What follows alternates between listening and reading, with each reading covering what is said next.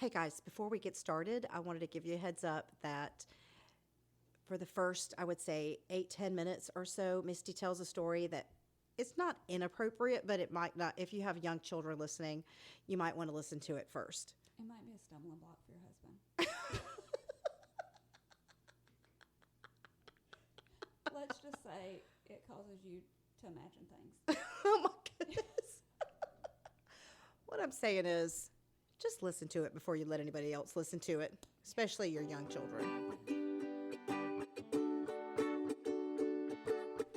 Well, Misty. Well, Emerald, When you don't click record on a microphone, sometimes you lose the magic. sometimes, no, we're not going to lose the magic, but it just means that we're having to spend another couple hours talking about this documentary that is kind of depressing. It is. But we had a lot of fun the last time. We did. We had so much fun. We did. And, you know what? Maybe what I'll do is I had somebody suggest to me that we upload. Both? Yes, but the other one goes to Patreon, and this one will just be for everybody else. Oh, that's a good idea. Yeah. And Yeah, so they you can kinda get hear.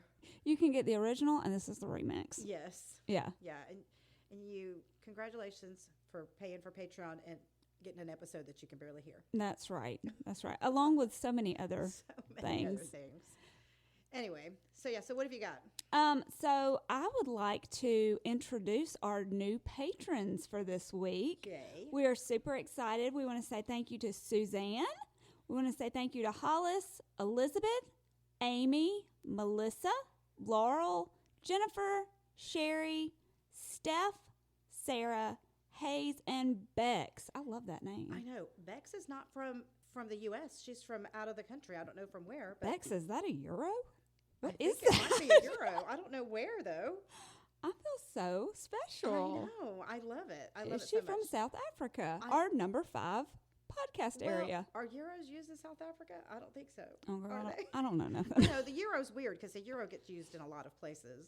Okay. So I don't know. Yeah. Anyway, thank you guys so much. Yay. I can't tell you how freaking excited and humbled and grateful. Can I that tell we you are. that every time a new patron pops up, Emerilla sends me like a party emoji on her text, and she's like, "They like us," and I'm like, "Yay!" I know, it's so exciting. Yeah, so it's exciting. really So cool. thank y'all so much. Thank you. Thank you. Listen, we usually kind of try to ease into things, Mm-hmm. but there's a story that we told on the bad episode. That's not that I didn't click the microphones on. Yeah. It was a user error that Misty told, and y'all, I mean, it has to be told again. I'm sorry, you have to. I mean, I've told it several times, so I don't mind telling And it I've again. shown the picture to a number of people, including possibly a patron or two. Maybe without my consent. I'm just going to go ahead and say that. Maybe I found out 5 minutes ago.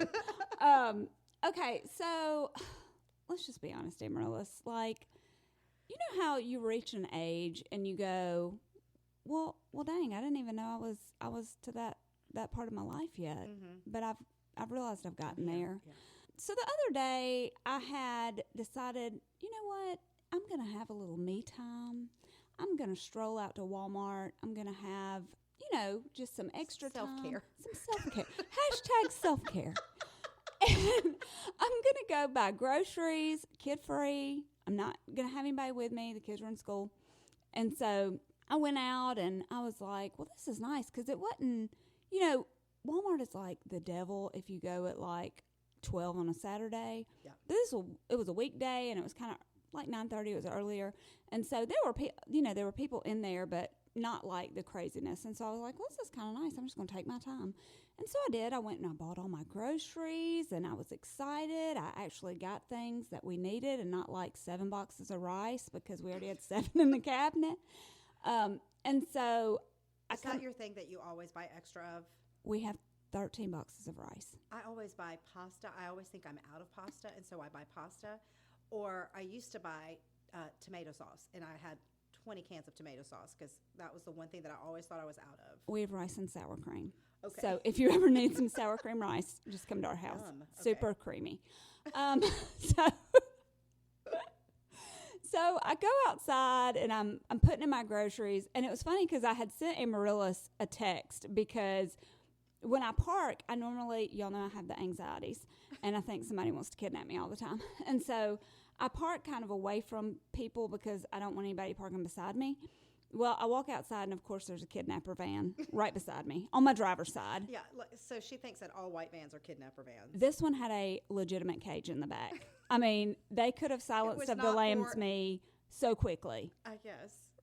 It rubs the lotion. So I said, well, I'm about to show Amaryllis because on our last Patreon, we did helicopter parenting versus free range. Yeah. And I was like, well, this is going to be some great wisdom for her because I'm sure she would just go straight into that driver's side door like nothing would happen to her, just willy-nilly.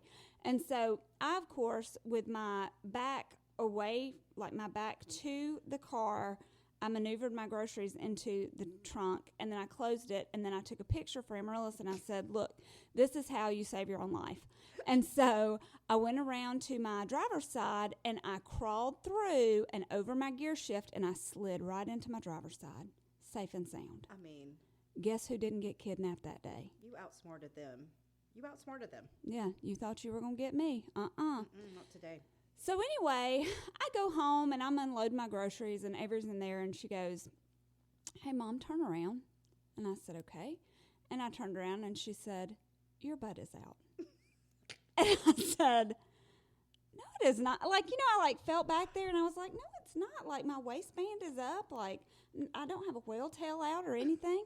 And she was like, no, your actual butt crack is out. And I said, take a picture. And so she snaps a picture, and I go over and I look. And Amaryllis, there was a legit dinner plate sized hole. I'm looking at the picture right now. Sometimes I just go back and look at it just for fun. And I like to zoom in. Just on that crack. It is perfectly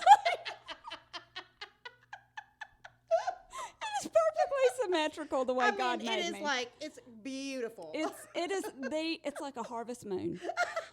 And so I looked at it and I said, oh my God, I have waltzed around Walmart. I have bent over so many times. I have stooped. I have put drinks under that cart. And look, normally I would wear a long shirt, but I've been feeling good about myself. And so I said, well, this one will cover just enough rump to make you look classy. Well, honey, it did not cover that moon back there.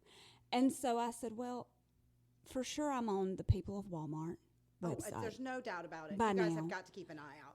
For sure it's going on People of Walmart. It's just going to be a pair of beautiful legs covered in black leggings. And just a butt crack. Because let me tell you. I mean, it is legit a hole in her butt. And I need y'all to understand something, okay? I'm not scandalous, but if you've listened to the program, I believe in good female hygiene. And so I don't wear undies to bed, okay? Because you got to let it breathe. And I do the same thing with leggings because, who wants a panty line? And also, you can just get a little wind in there. And I got a lot of wind that day, okay? So let's think back, though. So there's not even a panty back there to cover. It's full flesh. So let's think back to when you climbed over. Oh, so many things came out. She didn't know she had the hole. I didn't know I had the hole. And so the kidnappers probably at that point were like, oh, well, never mind. Somebody's already got to her. Oh, yeah. Yeah. And I said, well, I'm glad you didn't slip and hit the gear shift. Oh. That would have been a nightmare at the ER situation. Also tell them how you know that you didn't rip your pants at Walmart. Okay, so here's how I know I didn't rip my pants. I turned to Avery and I said, I don't even remember them ripping. Surely I would have felt a breeze or heard something. And she goes, oh, no, Mom, those are my leggings. They got ripped months ago, and I just sat them in your bedroom because I didn't want them anymore. Why would she do that? Sabotage. After all I've done for her. Yeah. Jealous. Man. Oh, my God. I have laughed you have given me so much joy. I'm glad. So much. You have no idea. if there was a way to show everybody this picture, I could maybe try to talk you into it because your face isn't showing. I could crop the top so nobody could see, like, location-wise. Anyway, you guys, listen. That behind is so rocking, people would know it was mine. It is. I do so many lunges. Everybody would know. They'd be like, well, there it is. Oh, my gosh. Look, can I tell you what my biggest concern now is? Is that I have some type of a palsy in my butt. Because what? maybe some type of a palsy or some type of a Palsy? you know, like when you palsy. like when you have a stroke and like you can't feel one side of your face. I never felt the wind. I never felt a gust. And Walmart is cold. Yeah. So I'm like, did my butt just go numb? How did I don't know how not you didn't feel it? Or like, yeah, I don't know how you didn't feel it. Some sort of weird. Yeah, I don't know. I mean, I got a lot of looks, but I thought, well, I curled my hair today. So maybe that's what it is. I don't know. It is significant because, y'all, that hole in those pants is. It's large. It's a good 4 or 5 inches. At least. It's large, yeah. Yeah. Now, I told Philip about it when he got home, and he seemed unmoved other than to say, why do you still have those leggings on? She didn't take them off. And I said, the deed's already been done. Okay, let's talk about this movie. Well, first, can we say that we're on the dock? We can't. Okay. Hey, everybody. This is On the Dock. I'm Amaryllis. And I'm Misty. Misty's the one with a hole in her pants. You would recognize me if you saw me in public. Yeah. We watch documentaries and talk about them so that you don't have to. And we just love to hear ourselves talk. And we just love to hear ourselves talk. Boy, do we love to hear ourselves talk. Boy, do we have a lot to talk about. So the movie we're doing today is called I Love You Now Die, not I Love You Now Kill Yourself, which is, I would have thought, I bet my mother's meatballs that it was I Love You Now Kill Yourself. But And I can't wait to eat those meatballs. Look. I will make you some meatballs. I can make them like my mom. Do they taste like your mom's, though? They do. They're really yummy. I'll have to make you some. Are you sure? Because sometimes I think I make things that are good, and then Philip will eat it, and he'll go, it's not as good as my mom's. Yeah. I can do it like my mama. Okay. Yes, I can. Well, I'll take it. Okay, I Love You Now Die. It's on HBO Max, a couple years old, and it's a story from, I think it was 2017. 14? Was it 14? Was it that long ago? No. Either way, it's a young lady. It was 2016. Okay. It was a young couple, teenage couple, who both had some mental illness going on. There were 2 peas in a pod as far as that's concerned, and they kind of egged each other on. But she egged him on to the point where he took his own life at her encouragement. Yeah. And the very first thing that you see on this is the first thing that strikes you about this young lady is those eyebrows. Girl, can I tell you that, first off, her name is Michelle Carter. Michelle Carter. And Michelle has taken what it looks to be like a sponge shoe polish and just sponged those eyebrows right on her face. Stamped them on there. I mean, they look like the most bolded apostrophes you've ever seen in your life. They look like a tilde. And my favorite part is, like, you can't make out a single strand of hair under them. No, you can't. I don't know if she's gone in that. The first time I saw them, I thought, somebody has allowed this 17-year-old to tattoo eyebrows onto her face. Yeah, they look microbladed. They look so dark. And she has blonde hair.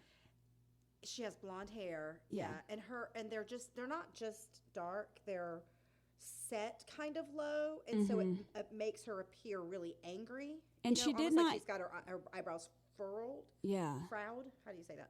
By the way, one thing I want to say before we keep going is this is a super duper tragic documentary. Very. It's very tragic. Whatever light we make of any of these situations is not meant to at all make fun of the deceased or of the problems that they had. But with Misty and me, we have to laugh to keep from crying. We're just a bunch of sad clowns over here. Yes. But I think the best way to say it is we have to laugh to keep from crying because it is You have to find so some light tragic. in this because so please it's hard. do not get offended if we giggle at some of these silly things that happen. Yeah, and just trigger warning, we talk about suicide, Yeah. we talk about mental illness. So if those are things that are hot for you, you may want to listen wait to a for the different next week. episode. So, yeah. Yeah, wait for the next one. In any case, those eyebrows were amazing. Red flag.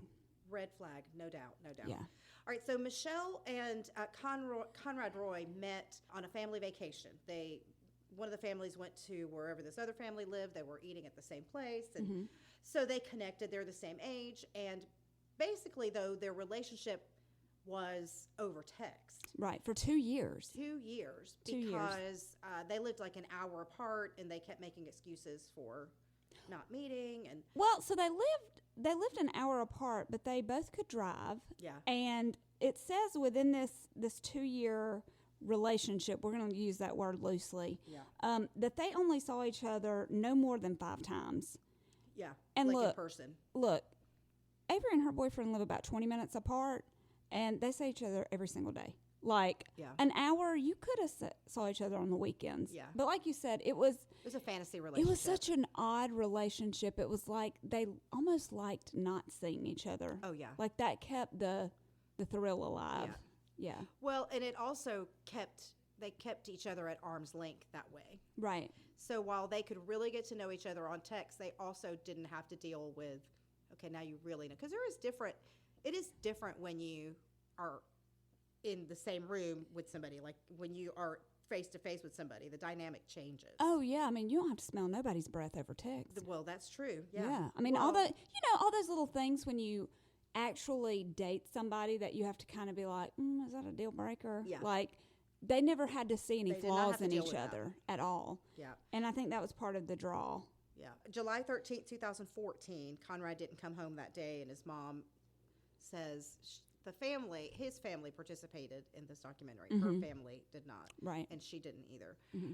But Conrad's mom said, he didn't come home. And I just knew, because Conrad had threatened to kill himself and had even attempted it a couple of times in the past, 3 times, I think they said. Right. But she said, this time I knew it. She said she felt like him pass through her. Like Yeah. she just knew he was gone. They already knew that he suffered from mental illness, depression, social anxiety, different things like that. And so when he went missing, they immediately were like, call the police. Yeah. Like we need to find out where he is. So they found his truck in a Kmart parking lot. He had killed himself with carbon monoxide poisoning. He had rigged up his truck because they were outside. Usually you think of that, somebody's in the garage or their home has got a leak or something. Right. But he had bought a generator and he had rigged up the truck. Like he had planned this out. Yeah. And he rigged up the truck and he went and parked in the parking lot and he did it. And it's just so hard to watch his mom talk about it and It's then watch his heartbreaking. dad talk about it. And, even grandfather was just, I mean, It's devastating. it's devastating. I mean, It he's a really baby. is. He's a kid. He's 17. Yeah. It's so sad. But within the truck, they found a journal that was full of suicide notes. Like, he basically had gone through and written several letters to family members, people that he cared about, and Michelle. Yeah. And so, He had his password to his computers. oh, yeah. To his email. He had his phone passcode on there. Like he was. Like, they wanted this him was to. well planned out. Yeah, and I think he wanted his family to understand why he did it. That it wasn't them, but it was things that he had been dealing with for a I long don't know time. if you noticed, but one of the notes in that journal said, "Be happy, don't be sad." So, something along those lines. Yeah. Because, like for him, and I guess in his train of thought, he was free of the pain. Right. And so that should make them happy, even though they were going to miss him. Right. That should, I mean, that. He ugh. wanted to comfort them. Yes. in Yeah. some Don't kind worry of about way. me. I did exactly what I wanted to do. This was not. This was so that I could be at peace. Right. So the investigators grabbed the phone out of the truck just to kind of, they just thought this was open and shut. It was a suicide. Right. And so they immediately honed in on this text thread between him and Michelle. And once they started seeing, oh gosh, she said, you should totally do this, or you need to be brave, or here are some other ways that you could accomplish your task, which is killing yourself. Like she kept encouraging him. And so they found it.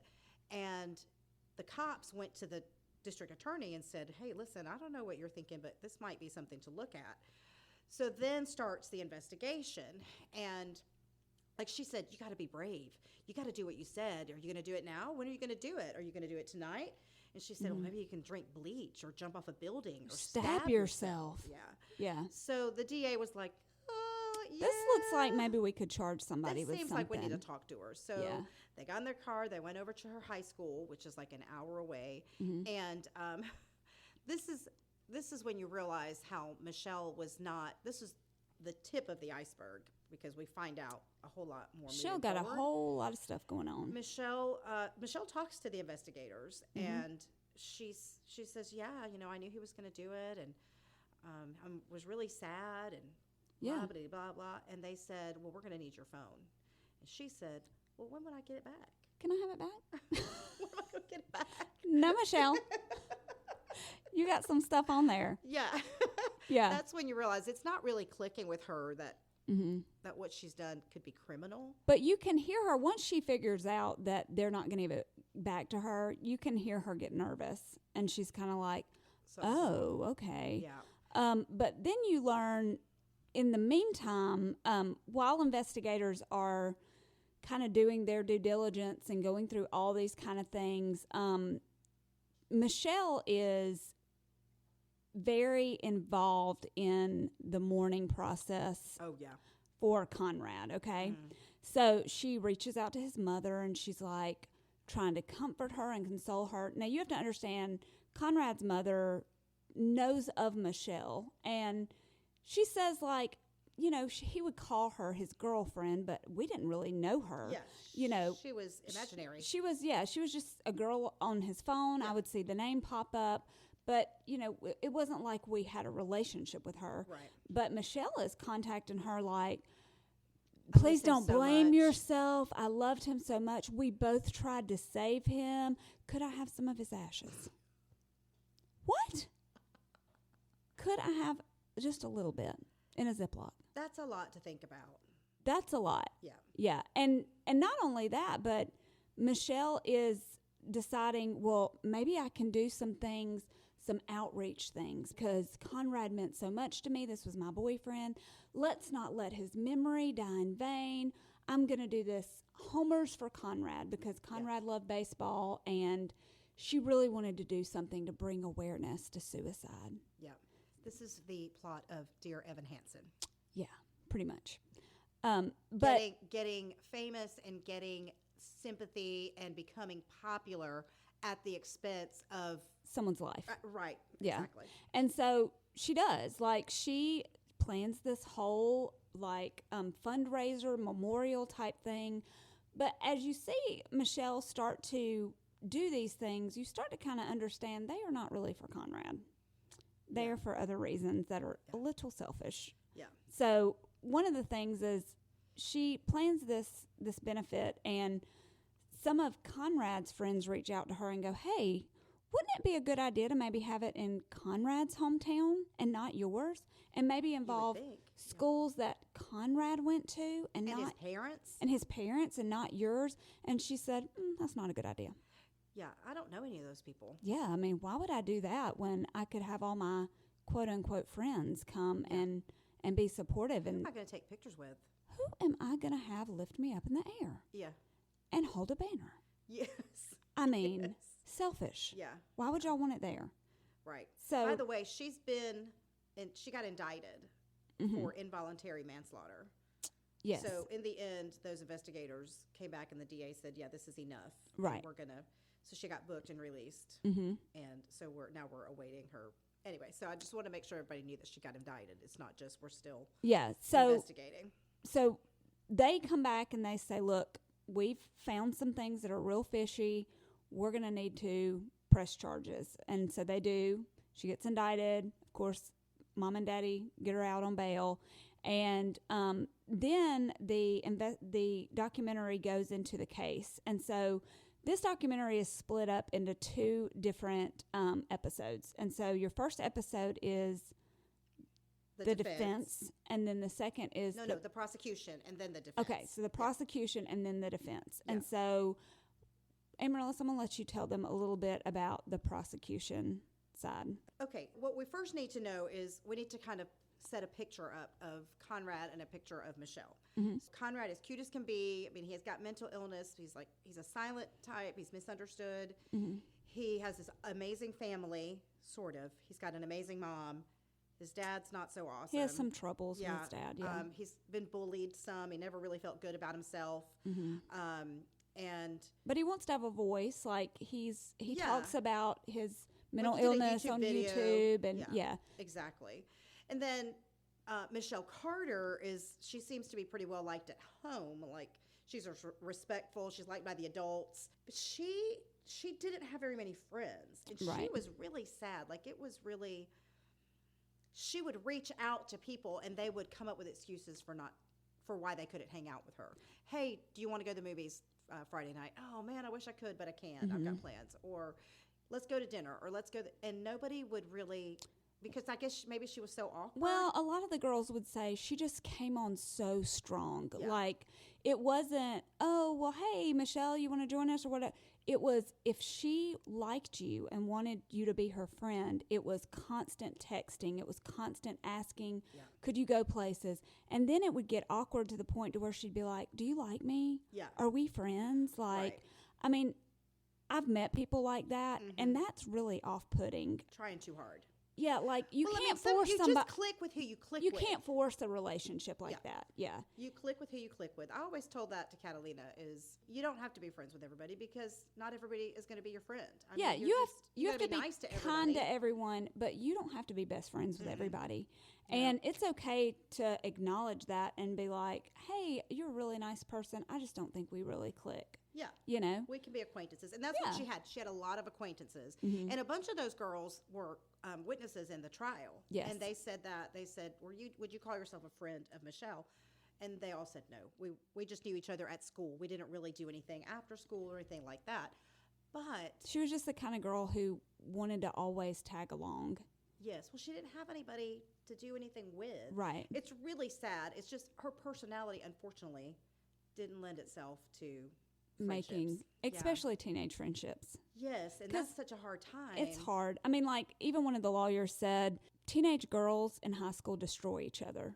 And they do. I mean, like, you know, that's one of the things we're going to be talking about this week on our Patreon channel is adult friendships. Yeah. And friendships with females in general are just hard. Yeah. I mean, they are. You know, we have a lot of emotions and we have a lot of baggage. And, you know, when you have a friend, like, you want to feel a connection. Yeah. And so when you're young like that and you want to connect with someone and that other person doesn't want to connect with you, it can be volatile. That rejection is And then harsh. jealousy. I mean, girls are jealous of each other. Well, you're dealing with that stuff too, just your general terrible, horrible being a teenager things. Just teenage And girl then with stuff. Michelle, it was compounded with mental illness. Right. Right. So the prosecution says, hey, we started noticing that, or I'm sorry, Michelle notices that she reaches out to these girls, to these acquaintances, and if she tells them something is wrong with Conrad, they immediately, because they're nice girls, will be sympathetic, and they reach out to her and They they're embrace like, is everything okay? I'm so sorry. So Right. So a couple of days before he died, Michelle starts texting these friends, and she says, hey, my boyfriend Conrad's missing. And the prosecution says this was a dry run. Yeah. Conrad was a dry not run. missing yet. She said, the prosecution said nothing had happened yet. Right. This was just an ongoing conversation. Conrad was always saying, I'm going to kill myself. But she says, hey, he's gone missing. And the friends are like, oh my gosh, are you okay? Have they found him? And they would reach out to her every now and then. They found him, and she would be like, no, I'm sorry. And she was like, this feels great. Yes, so she starts realizing this is a great way to get friends. The prosecution says 2 days later he actually does kill himself, which the person that benefited was Michelle, because she had already told her friends he's missing. I think he's killed himself. She had to ensure that he had killed himself in order to keep these potential friendships going. Well, these you're already relationships. the awkward girl. If you become the girl who lies about your boyfriend going missing, ain't nobody going to want to go to the movies with you.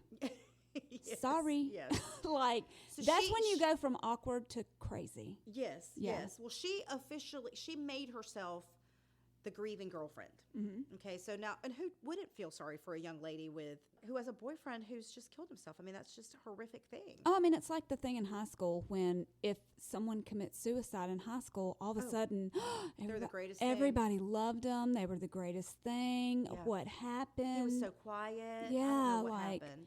I just don't understand. And so she wasn't going to kill herself because then she couldn't get all of the attention she wanted. Yep. But this was the perfect scenario for her. And the second he dies, she's all over social media. Yes. My heart is broken. I love you. Yes. Can't believe this is happening. She starts quoting Leah Michelle Where- from Glee. Glee. Yeah. Where's my angel? Yes. Yeah. Mhm. And everybody's like, oh, this poor girl. And it made people pay attention. It did.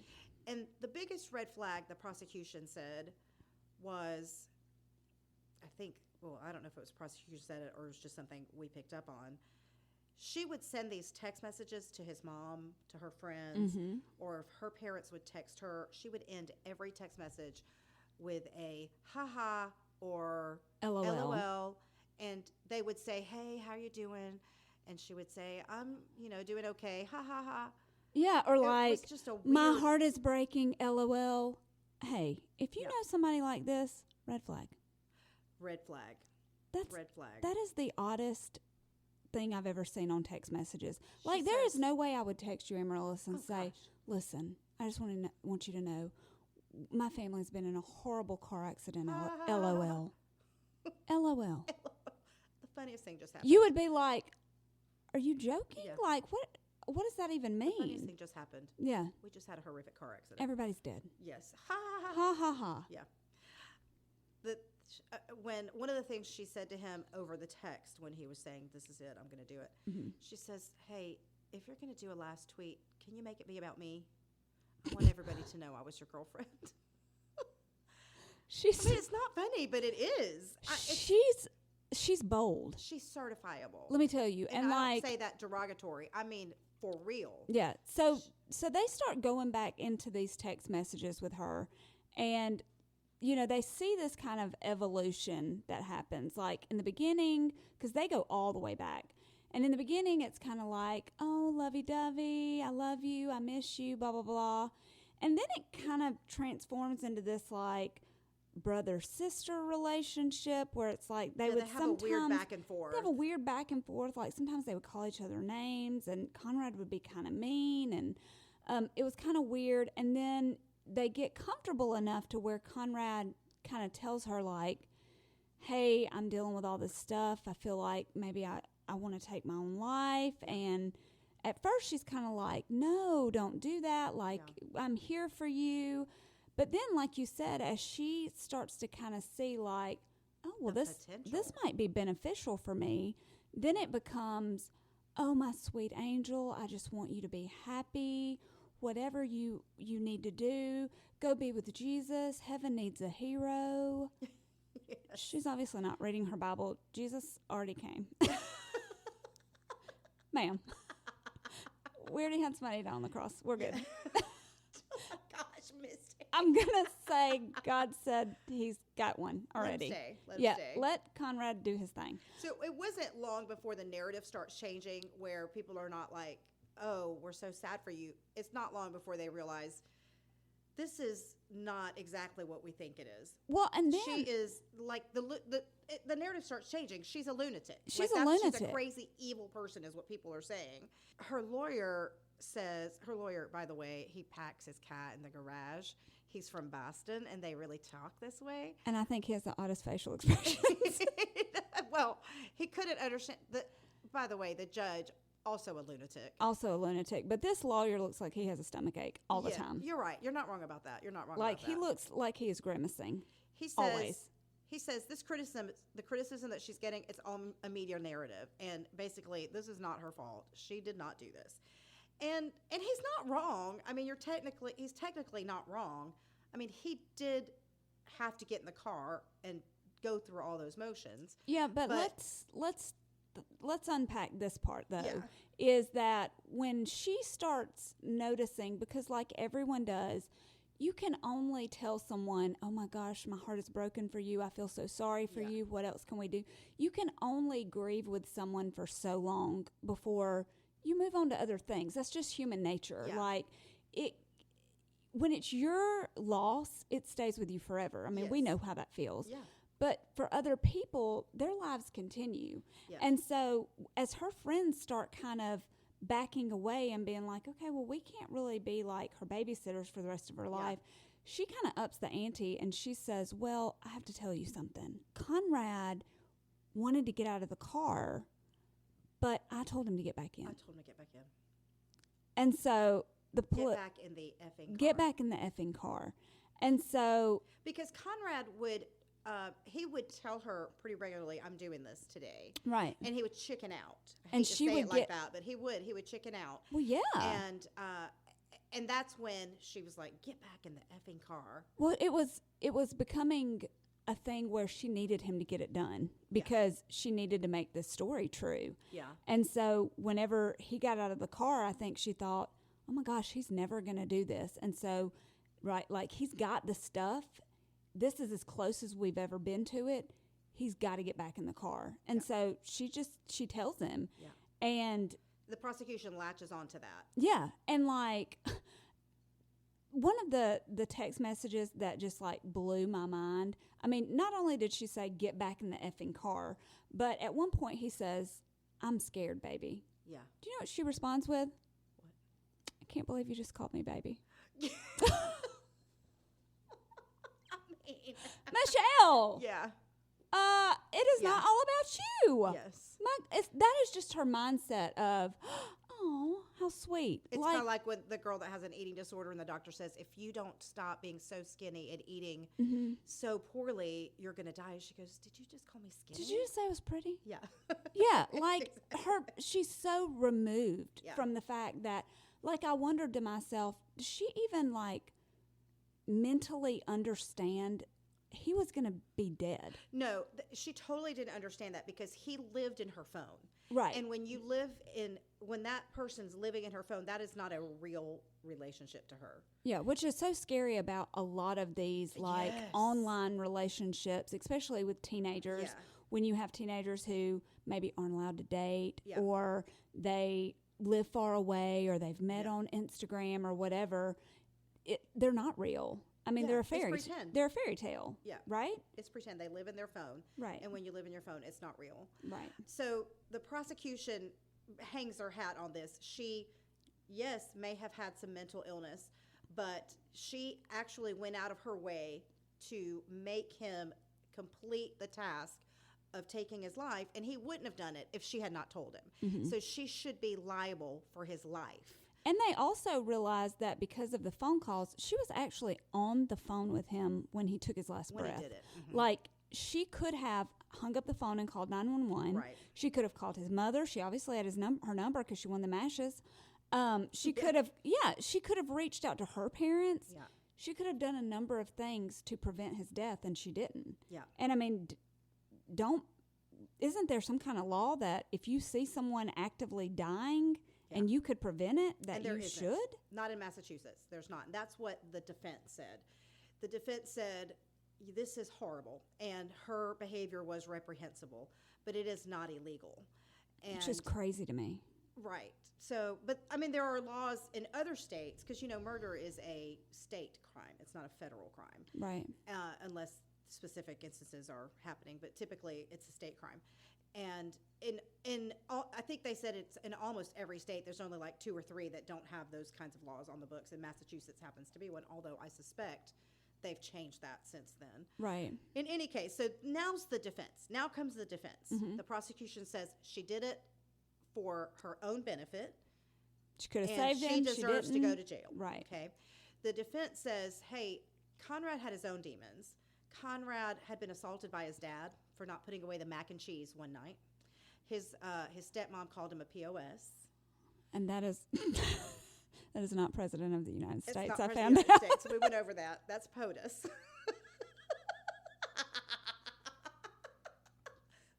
There's so many things I learn on this podcast. POTUS, President of the United States. FLOTUS, First Lady of the United States. SCOTUS, Supreme Court of the United States. And I thought that was kombucha. No. Scooby. Scooby is a dog. Scooby's a dog. A cartoon one. Yeah. All right. So Conrad Jr. was arrested for assault. Conrad Jr. is Conrad's dad because it's Conrad the Third. So Conrad Jr. was arrested for having assaulted his kid, Right. Conrad. And So they're like, he was kind of on the edge already. yes, and he already struggled with depression. He had already attempted to take his life a number of times before. And even while he had his girlfriend, even while he and Michelle were together, he had attempted to take his life. Right. And so this was a pattern. So they said he had his own demons. Plus, Conrad was on drugs, not like cocaine, but like on psychiatric drugs. He said Conrad was acting up because his parents' divorce was a bad divorce, so that compounded the depression. Right. Michelle was also on psychiatric drugs. And so this expert witness, he blames the behavior of both of them on their drugs. Well, And so we know that these kinds of drugs are you have to really keep an eye on kids that use antidepressants. oh yeah, they're mind altering. They're mind altering, but in particular with young kids, with teenagers, Right. with children and teenagers, because they very often have the opposite effect. And Michelle had been on Prozac, and then she also was on Cymbalta. They had changed her to Cymbalta. And I said this on the other podcast that we taped that we did not upload, or that I took down after it was uploaded for like a minute. Yeah. Some of you may have had a chance to hear it. But anyway, I was on Prozac I guess it was about 10 years ago. It was a while back, a long time ago. And I went to a therapist because it was a situational thing. I was just going through a season of, it was just not good. I just had this horrible, I just needed to talk it out. Right. And I went to this therapist who was she was a PhD. She was not a medical doctor. And she said, you know what? I think that you could benefit first visit. Okay. First visit. She said, I think you could benefit from antidepressants. She took me to the psychiatrist, which is an office in the next hallway. She told the psychiatrist, I've seen her for 30 minutes. I think she could use these drugs. The psychiatrist barely talked to me. They just want to make sure I wasn't allergic to something or whatever. And sight unseen, going on the 30-minute meeting that I had with this therapist, prescribed Prozac to me. They said, write it up. Can you believe that? I didn't go into that much detail in the other podcast because I had totally forgotten, but I remembered that I had only been there. I went one time, Right. 30 minutes. And she said, oh yeah, you totally need those. And I know that I was just going through a situational thing. It was a season in my life where I just needed some help to Right. get through. Yeah. Frankly, I could have probably just used a Xanax or two. Yeah. Right. I would have been fine. But anyway, I tell you the story to tell you this. I started taking Prozac, and it wasn't long before I started having thoughts of, instead of my mind was getting clearer, I started getting thoughts of, man, my life would be so much better if I didn't wake up tomorrow. Now, it wasn't a situation where I was looking to take my life, and it wasn't a situation where I was planning it and how could I accomplish it? Yeah. It just was ideations, exactly. I was like, man, it would just be so awesome if I didn't have all these problems, if I just didn't wake up, or if I never existed at all, my family's life would be so much better. And fortunately, I was old enough that I recognized that as not being from Amaryllis. Right. That's not you at all. No, it's not. I recognized it as being a symptom or a side effect of The medicine. of the drug. So I called the doctor, and she was like, oh yeah. Plus my hand started shaking. Oh, That's not good. That's not good because it's an irreversible side effect if you let it go on too long. Yeah. And so I came off of it, and then it was fine because it was a season for me. It was not Right. You just kind of have to plow through it. And I don't want anybody to get the wrong idea. I'm not poo-pooing therapy, for heaven's sakes. No, I think everybody needs to get therapy. Yeah. But I would be weary of somebody that says 30 minutes after they've met you that you need Medication. Prozac. Yeah. Well, and I can speak on the flip side of this. I suffer from depression long term. I have a chemical imbalance. It's within my family. Here's what it is. yeah, it's something I've dealt with since I was a teenager, and especially as I became a young adult and a mother, and we had situations happen that really exacerbated that depression and anxiety. I eventually went and got help, and I am medicated, and I need to be medicated. I'm better for it. Like, my family can tell a huge difference when I'm not, because, and also one of the things about having, depression and anxiety is that, when you have the right kind of medication, you don't feel it, if that makes sense. Like, I can remember the first medication that I tried was, I can't even remember what the name of it was, but I would have nightmares at night. And I'm a person that doesn't even remember a lot of my dreams. And so I was having these awful nightmares every night. And I called my doctor, and he was like, yeah, I don't think this is the one for you. Let's try something different. And so we did. And, it takes a couple of months to kind of get in your system. And so I went back to the doctor again, and he said, how are you feeling? And I said, I don't really feel anything.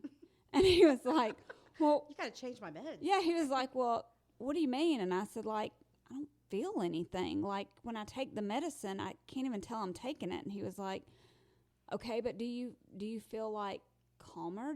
Has it kind of calmed those like rushing thoughts and, feeling like you can't get out of bed in the morning and not having energy? And I was like, well, yeah, I do feel like I kind of have more energy. And no, I haven't like laid in the bed and cried for 3 hours the other night. And I did want to fix my kids' lunch and didn't have to wait on my husband to get home to encourage me to, you know what I'm saying? Like, so then I was like, oh, well, that's what it's supposed to feel like. You just feel normal. This is normal? I mean, I hate to use the word normal, because normal is not even a real word, but like, this is what it's supposed to feel like to be okay. And one of the things about that is, for a lot of people who are medicated, you feel that way, and then you go, well, I don't need this anymore. I'm okay. And so you come off of it, and your world falls apart. And you're right back where you started. You're right back where you started from, and then you have to start over again. And it's a vicious cycle, because you want to not have to be taking medication, okay? Yeah.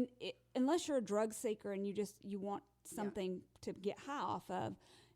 People who have anxiety and depression, we don't want to take medication. Like, you don't want to have to feel like you need a pill to feel like you can lead a normal life. But for some people, you need it. I'm one of those people. And so, I don't fault Conrad or Michelle's parents for doing that. But I know that as a teenager, I can't even imagine. Like, I didn't start receiving therapy and medication until I was an adult, and I made that decision for myself. But I mean, I can't even imagine as a teenager how that must affect you, and what a crazy kind of dance that is to figure out what works for them. Because teenagers aren't always very self-aware, number one. Yeah. And number two, they don't want to kind of tell you if things aren't working out, because they don't want to have to go back. That's what I was going to say, because somebody dropped the ball, whether it was parents or doctors or even the kids themselves, but you can't really blame the kids, because, as an adult, when I took my medicine and I started having those thoughts, I recognized it, right, as part of the problem, but they would not have recognized it as part of their drug. They just felt, that's just how they felt. Yeah. And it didn't make any difference whether they were on that drug or not. But the defense says, those drugs really did a number on these kids, and you can't really blame Michelle for how she was acting. Well, they said she was involuntarily intoxicated. Involuntarily intoxicated. That's crazy. That's crazy. It is. And I didn't look up voluntarily intoxicated. Involuntarily intoxicated. I didn't look it up. But the prosecution's like, that's not even a thing. Not a real diagnosis. I mean, to me, that would be like someone would have to force you against your will to take it. Like, no, what I took it as is involuntarily intoxicated. They were taking medicine, and they did not understand the ramifications of taking the medicine, the consequences, the side effects. Right. So, who really should have understood that are her doctors and his doctors and parents. But because kids are kids, they're not giving you the whole story of how this is affecting you. Right. Do you see what I'm saying? So they might go for their checkup and the doctor is doing due diligence and saying, tell me what you're feeling. Are you able? And they're like, I feel great today. Right. I'm feeling really good today. And on the inside, they just don't want to fool with the doctor that day. Yeah. You know what I mean? Yeah. So somebody dropped the ball. And you hate to say that it might have even been them because they're kids, but it could have been them too. They just weren't being honest About how it was. and that's whole speculation. But I can imagine not understanding, being so into your feelings. It's hard to come up for air. Right. All right. So she also had bulimia, which was compounded by the drugs, and she was in bad shape. Also, Conrad had confessed to her that he had voices that were telling him to kill himself. Right. So then there's also things that an antidepressant doesn't take care of, which who knows what else he was on. But, I mean, whatever it was, he still got the voices that are telling him bad things. So these drugs that just make you impulsive and impair judgment, and it's just bad. So Michelle, around this time, before he actually takes his life, he tries to overdose on Tylenol, acetaminophen. So that was at a point where Michelle had been trying to care for him, trying to say, you really can get through this. You don't need to kill yourself. There are so many people that love you. And the defense says it's clear that she did not want him to do this. Yeah. In her defense, she really liked him. She really loved him. And she was really wanting him to get better, and to the point where she said, I hope you do try it and then survive so that you can get help. So it was almost like, in her mind, him trying and failing was a good thing because he would get some help. And then the defense says also, by the way, this was an abusive relationship, which is not something that we really put together, because he would tell her that if you tell anybody what I'm telling you, I'm going to hate you forever. Yeah. Or, hey, I've already told my mom about these thoughts, so you don't have to tell her. So then she feels like she doesn't need to go to his mom because he's already told her and she's not doing anything about it. Yeah, so but why who would she would really believe that? I believe it. You would I do. believe that if somebody said, Oh, no, hey, I wouldn't believe it. No. I'm sorry. I believe it about her. Like, I believe you that think she would buy it? Yes, absolutely. She seemed to have some arrested development because of her mental illness, because of the drugs that she was on. Yeah. And he put a burden on her just by telling her all of his suicide ideas. I could do it this way. I could do it that way. And so it's burdensome for her to kind of carry that weight of this guy that she really likes, and he keeps telling her, I'm going to do this, I'm going to do this. And she originally wanted to help, like I said, to kind of help him get over those feelings, but then she snaps. There's a switch that There's flips. a turning point. Yeah. And she says, now this is the defense talking. Remember, the prosecution says, yeah, when she snapped, it was because she realized it would benefit her. She was like, yay. But the defense says, yeah, she did. She started encouraging him because she starts thinking, it's helpful. I am going to give him what he really wants, and I can stay behind and help his family. So in her mind, this is the defense talking, in her mind, this is a good thing that she's encouraging him to finally do what he has been wanting to do all this time, to finally be at peace. She was kind of in this manic state. Well, and she would say some out of the off the wall things, like, maybe if you do kill yourself or you try to kill yourself and you don't actually die, maybe you can be the father of my baby. Yeah. But if you do die, then I'll just name my baby after you and I'll teach him to play baseball. Right. She's thought these things through. It's so odd. Things that I go, who thinks that way? Yeah. But, I mean, I guess she did. She did. I mean, it's all in black and white because she would put that up. I mean, it was all in text messages. Right. I mean, this is not something that was even testimony. It was literal text Yeah, I mean, messages. she couldn't say she didn't do it. Yeah, so she had this friend named Sam Boardman, and she texted her and said, hey, Sam, his death is my fault. I could have stopped him. And that's where... And Sam's like, oh, crap. Okay, what in the world? Well, yeah. maybe I need to talk to somebody. Yeah. So Michelle, by the way, all of this is happening, and Michelle hasn't told her mom at all. Yeah. Michelle's mom has no idea. I don't know if she knows that she even has a boyfriend. I don't even think she really knew about Conrad. Yeah, well, yeah. We don't know because they didn't participate in this thing. Yeah. Nobody's ever heard from them. We barely saw them in the movie. But the testimony was, hey, that her parents don't know anything that's going on. And her mom texted her and said, hey, how you doing? And she says, nothing, ha ha. LOL. Or what are you doing? Nothing, ha ha ha. LOL. But she tells all her friends. And then it just kind of, to Michelle, it just kind of appeared, oh, now everybody wants to be my friend. But the expert says it's these drugs, and she's deluded. But then totally deluded. But then you have Sam, who again kind of comes in and sheds some light on things. Apparently, this is not the first relationship that Michelle has had. She kind of opens up to Sam about this other relationship that she has right before Conrad, and she says to her, "Do you think like you can be best friends with somebody, but be in love with them at the same time?" And so you come to find out that before Conrad, she had gotten into a really close friendship with a girl on her travel ball team named Alice. And in Michelle's eyes, this girl was her deepest friend, to the point that she started to think, am I bisexual? Is this a relationship? Like, are we in love? And would ask those things. And then we come to find out that when the police contact Alice and her mother, they say, that was not how it was at all. This girl was... And the reason we're talking to you is because she told everybody, and we want you to know, none of this is true. None of this is true. Like, she had an obsession with me. I tried to be nice to her. I mean, we were friendly, but we were not best friends, and there was never anything romantic between us. And literally it got to the point to where my mother said I could not have any contact with her because it was scary. Yeah.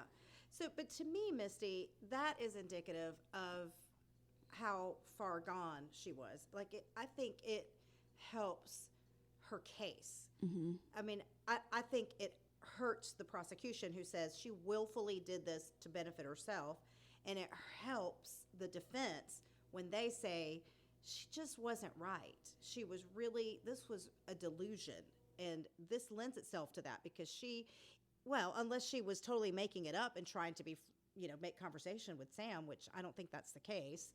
Mm-hmm. I think she found somebody who was nice to her and latched on. Then all of a sudden she's like, well, maybe I am bisexual. Maybe this person really does like me. Well, so I think it lends itself more to the defense theory that her mental illness and the drugs that she was on were causing what happened. Yeah, but then you look at the prosecution and you go, okay, like, I can see where you're coming from, that these are not normal thought patterns. This is not how someone would typically react to this situation. But she was so manipulative and planned so many things and covered her behind. I mean, like, when she would call Mother, she'd never told Mother, oh, well, I was encouraging him. Right, I mean, I told him to get back in the car. She could keep herself together enough to save her own behind. So to me, she wasn't that intoxicated. Yeah. Like, she knew what she was doing. She found a way to have friends and hopefully keep friends and make herself look really good too. Yeah. So it's it's just so sad. It's so sad. Tragic all the way around. All right, so the judge deliberated for 2 days, and I did not like this judge. I think he was trying to be all things to all people. He's so wishy-washy. So it's so funny because, they're all sitting there, and the judge is reading his verdict because she gave up her right to jury trial. It was just a judge. And that prosecutor was staring at that judge like he was three-headed, speaking a different language. Yeah. Because that judge, I was not a fan of his. He really was trying to be everything to everybody. He says... He'd be speaking out both sides of his mouth. He did. And that defense attorney was pumped when that judge first started talking. You could see it. He hugged, he put his arm around Michelle because he said, like, hey, yeah, I girl, understand. we got it. Yeah, he was like, I understand that she was very sick, and I get it. So he's thinking, oh, okay, great. So he's going to let her off. And in the end, he's like, but you guilty. And you's going to jail. Or she was sentenced with 2.5 years, but 15 months time served. Well, I wish they would have just gone ahead and done the sentencing because they gave her time enough to get the awfulest haircut I've ever seen in my life. I mean... It looked like a wig. Michelle, your hair's too thick to stack it up like that. It looked like a wig. It looked like, you've seen, what it looked like? It looked like a wig from Party City or from the Halloween store. What's the Halloween store? What's the one It's called the Halloween store. No, it's called... It is. It's that Halloween. It's not called the Halloween store. Maybe it is. It is. It's called Is the it? Halloween store. Yeah. Okay. So it looks like a wig from there at Halloween that was meant to look like Kate from Johnny Kate plus 8. Yeah. That's exactly what it looks like. And then somebody said, if you'll dress like Steve Jobs, they'll let you off the hook. Because she went full black turtleneck. She sure did. And a business coat. Yep. A sports coat. So she ain't done a thing about those eyebrows. I believe they were darker. I think she said, if I'm going in the pokey, I got to get something to make me look like I could take somebody. Like I'm strong. Like I'm strong. I'm going to get a real short haircut so my jawline looks strong. I'm going to put these strong eyebrows on that say, don't mess with me, and this turtleneck. Yes. Yeah. And she served 15 months. She served 9 months. I'm sorry. She was sentenced to the 15 months, and then she served 9 months. Good behavior. Well, she didn't tell anybody to kill themselves while she was in jail, I guess. She didn't have a phone. She I mean, if you kill somebody with text messages and you ain't got a phone, yeah, you on good behavior. You can't get to nobody. She was able to keep all the laws while she was in jail. Good job, Michelle. I mean, I don't know what to tell y'all. That's like saying, hey, we're going to let this knife murderer out on good behavior. He didn't have a knife. Now, listen, she could be doing the same thing again, but don't nobody know where Michelle is, apparently. I mean, yeah, I don't know. You're the one who looked it up. I did a little investigating. Yeah. And, you know, I don't like to do after show work, but I did.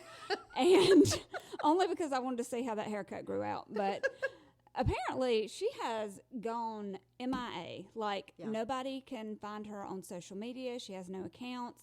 She's apparently not been on out and about in the streets because nobody has gotten any photographs of her. Her family is very hush-hush. So I feel like she has done a face-off situation. She's gone John Travolta. It could be. She's like old Tinder swindler. She said, can you just get me a whole new face? She went to the plastic I've already surgeon. ruined my hair. Just go ahead and chop my face off, put a new one on, and I'm going to go to somewhere else. I imagine her family just wanted to get this behind them. And maybe she's reached a point where she's matured, where being in jail and the ramifications of her actions maybe rehabilitated her. Yeah. And she's just, you know, who knows? Maybe she's married and has kids by now. Oh, God, I hope not. Who knows? Well, I mean, the hope is when you send somebody to jail is, number one, to punish them, right? For what they've done. But the goal of them being in jail is to rehabilitate them. Because if she's not going to be in jail for the rest of her life, she's at some point going to be out, and we want her to be rehabilitated. Well, then they should have sent her to. They should have sent her to a mental institution. Yeah, she probably should have been gotten sentenced to a mental institution. Some help, but I mean, she's not learning anything constructive in prison. I guess. I mean, I get it for the punishment section. I say give her both. Yeah, a little prison to scare you straight. Yeah, and then a little time in the bin to get you. Well, she needs a lot. I mean, she needs a lot. Yeah. Yeah. She needed to be. What do they call that? Not confined. Committed. Yeah. She needed to be committed for quite a while. For a while. Maybe past childbearing years. Yeah. Is what I'm thinking. Yeah. Because she ain't getting no invites to birthday parties. I'm going to tell you that. Oh, no. I mean, if that haircut don't turn them off, this whole telling your boyfriend to kill yourself will. She is not coming to any of your birthday parties. No. No. All right. It's a horrific situation. It is. I'm sorry that we laughed at any of it. And we weren't laughing at it. We just kind of had to. You have to find some light in the darkness, but I feel horrible for his family. Oh, sure. I can't imagine what that has to feel like. It's awful. All right. We have some shout outs. We do. We've got some shout outs. Who have you got? This is someone who I met at our church when I first started going there, and she had a little small business online, and she named one of her products after me. Mm-hmm. So I always remember that. And we've texted back and forth, and her name is Haley. Haley, yeah. And she left a review for us and everything. Oh, awesome. I'm so grateful. Thank you, Haley. For listening. She said her mama listens. Love her mama. And she says she's really enjoying all the stuff that we are talking about. Yay, that's awesome. Thank you, Haley. Well, I've got a shout out to Melissa. Melissa actually sent us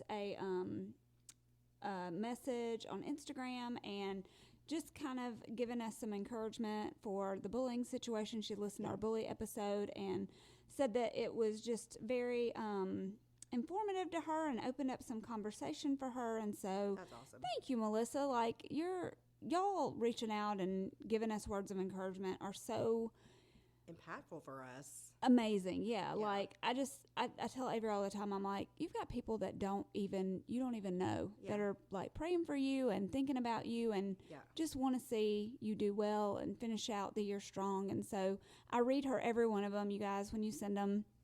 I send them to her, and she's always like, oh, my gosh, it's so sweet. So thank you for caring about it. We do have one more shout out. Did you forget? Who? Our newest favorite fans, the Walker twins. We will not give their names out because they're minors, but they're very minors. Very minors. But a friend of ours from church, her sons, she let them listen to one of the podcasts, and apparently they found us quite funny. So, well, thank you so much. I mean, I love it when we're entering the middle school loop. I know. It makes me feel good. We're semi-cool. Yeah. Are we not cool for saying we're semi-cool? Maybe. I don't know. Maybe. But listen, those kids are sweet as can be. They are nice kids, and they're a great family. Best family in the world. Yes, they are an awesome family. I love them. Yeah. Every single one of them. They're all, like, super nice. And they're an so amazing, much nicer than I would ever be. A great sense of humor, so you know we're funny. Yeah. It's when you told me that you had heard, that they had told you that, I was so pumped because they're just the nicest family. She was like, I mean, I did have to listen a little ahead just to make sure. Yeah. She's so sweet.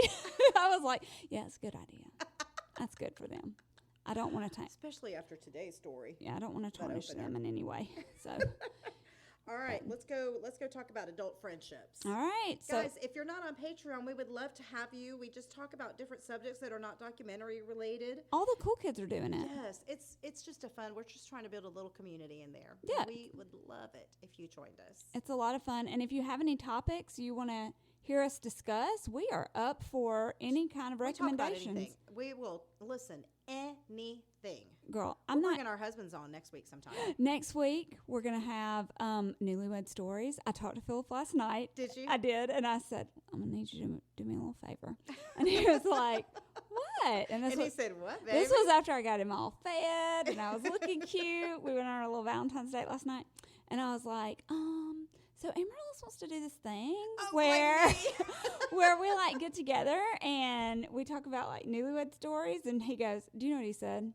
He goes, that's going to be a lot of personality in one room. And I said, yes, it is. And he said, 4 people who think they are smart and can talk about anything and think they're funny, we're going to be tripping over each other's microphones. Yes, we are. And I said, we are, but it's okay. It'll be fine. I'll edit it down. It'll be all right. I'll edit it down. Yeah. So find us where it's Off the Dock if you're on Patreon. On Patreon. Just look for Off the Dock. Yeah. All right, Misty. Listen, have a good night. You too. All right. Bye.